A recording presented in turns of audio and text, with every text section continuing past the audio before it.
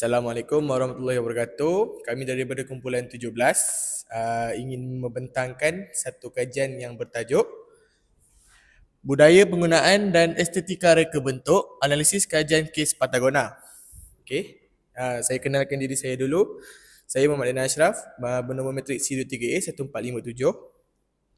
Nama saya Wan Ham Afizi Ibrahim Asri. Nombor matrik saya C23A1363.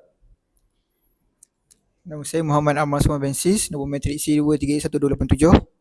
Saya Nur Atirah, C23A1205.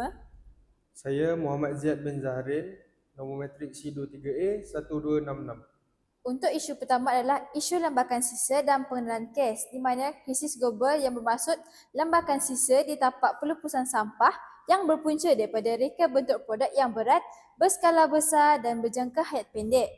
Dilema keburukannya pula adalah ada dua. Yang pertama adalah keburukan fizikal, di mana produk sengaja direka dengan struktur lemah dan tidak boleh dibaiki. Keburukan kedua pula adalah psikologi, di mana produk dibuang walaupun masih berfungsi demi mengejar trend baharu.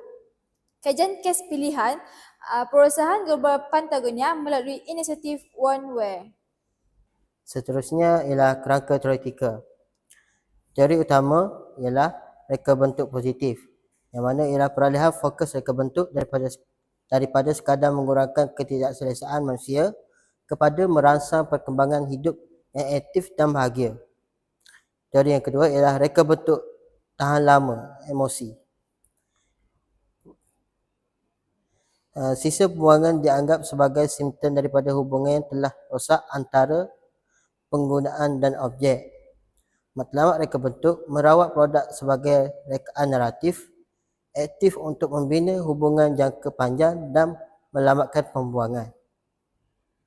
Seterusnya adalah portfolio kesejahteraan yang seimbang. Menurut model Desmet 2019, kebahagiaan manusia hanya tercapai jika kita mengimbangi 3 komponen dengan kadar 33.3% setiap satu. Pertama, design for pleasure, untuk kepuasan diri dan fizikal. Kedua, design for virtue, sebagai dimensi moral untuk pemeliharaan alam sekitar. Dan ketiga adalah personal significance, untuk memberi makna kepada identiti pengguna. Titik persilangan seimbang ketiga-tiga elemen inilah yang menjamin kelestarian.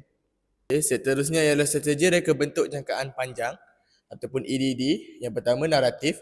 Produk mengumpul sejarah bersama penggunaan melalui memori, kisah asal-usul dan transformasi fizikal. Seterusnya ialah hubungan ataupun relationship, mewujudkan kebergantungan interaktif di mana pengguna menjaga, menaik taraf dan membaiki produk secara aktif. Yang peralihan daripada penggunaan pasif kepada pengurus produk. Seterusnya ialah patina bahan ataupun material patina. Memilih bahan semula jadi daripada kulit kayu padu dan koprom yang kelihatan semakin menarik dan berkarakter apabila berusia, bukannya nampak buruk. Seterusnya ialah bentuk mengikut ketahanan ataupun form follows longevity, mengelakkan trend fashion sementara dan menggunakan sambungan struktur yang kukuh untuk mengelakkan kegagalan mekanikal atau kematian gaya. Saya akan teruskan dengan pemetaan matlamat pembangunan mampan SDG mapping. Yang pertama, model seni bina hierarki SDG iaitu Stockholm Wedding Cake, yang di mana sistem ekonomi dan sosial manusia tertanam sepenuhnya di dalam had limitasi biosfera. SDG 12, penggunaan dan pengeluaran bertanggungjawab, iaitu memberikan impak maksimum sebanyak 95%. SDG 13 pula, tindakan iklim, memberikan impak sebanyak 85%. Dan yang terakhir adalah SDG 9, iaitu industri dan inovasi, yang memberikan impak sebanyak 75%. Dan SDG 15, iaitu kehidupan di darat, memberikan impak sebanyak 65%. Yang seterusnya adalah peta konflik etika, iaitu the conflict map, di mana terbahagi kepada dua bahagian. Yang pertama, budaya fast fashion, iaitu budaya consumerism. Yang kedua adalah budaya kelestarian, budaya tanggungjawab. Budaya fast fashion mempunyai beberapa unsur penting, iaitu yang pertama, membeli mengikut trend. Yang kedua, siklus guna buang. Yang ketiga, lambakan sisa tekstil.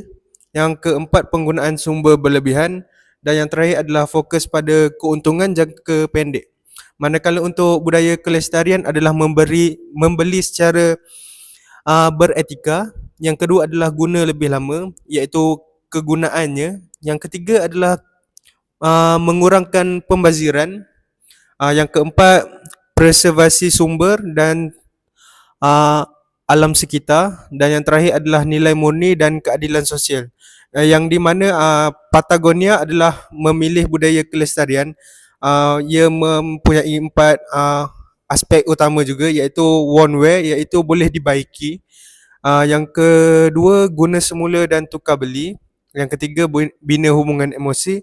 Dan yang terakhir adalah tanggungjawab terhadap bumi, yang di mana konflik etika teras ini merujuk kepada keuntungan dan pertumbuhan jualan berdasarkan budaya fast fashion, dan budaya kelestarian adalah tanggungjawab sosial dan juga alam sekitar. Okey, seterusnya ialah kajian kes inisiatif kelestarian Patagonia. Yang pertama ialah inisiatif Phoneware yang dimula pada sejak tahun 2012. Aplikasi praktikal bagi konsep ketahanan hubungan, relationship durability, Chapman, menawarkan sistem pembaikan, penggunaan semula dan tukar beli barangan pakaian. Seterusnya mengendalikan pusat pembaikan pakaian terbesar di Amerika Utara dengan membaiki lebih 50,000 pakaian setiap tahun demi menjimatkan air dan jejak karbon. Seterusnya ialah Holdfast Collective sejak tahun 2022. Pengasas memindahkan 100% pemilikan korporat kepada entiti amanah alam sekitar. Seterusnya ialah semua keuntungan yang tidak dilaburkan semula disalurkan terus untuk advokasi dan pemeliharaan tanah bumi. Seterusnya ialah menterjemahkan konsep reka bentuk untuk nilai murni, Design for Virtue, ke dalam tadbir urus perniagaan dengan meletakkan bumi sebagai satu-satunya pemegang saham. Untuk rumusan daripada topik kami bincangkan hari ini adalah kami menegaskan bahawa mereka masa kini mempunyai tanggungjawab etika untuk menolak reka bentuk komersial yang cepat rosak, di mana kita perlu fokus kepada produk yang membina hubungan jangka panjang dengan pengguna demi menghentikan lembakan sisa global.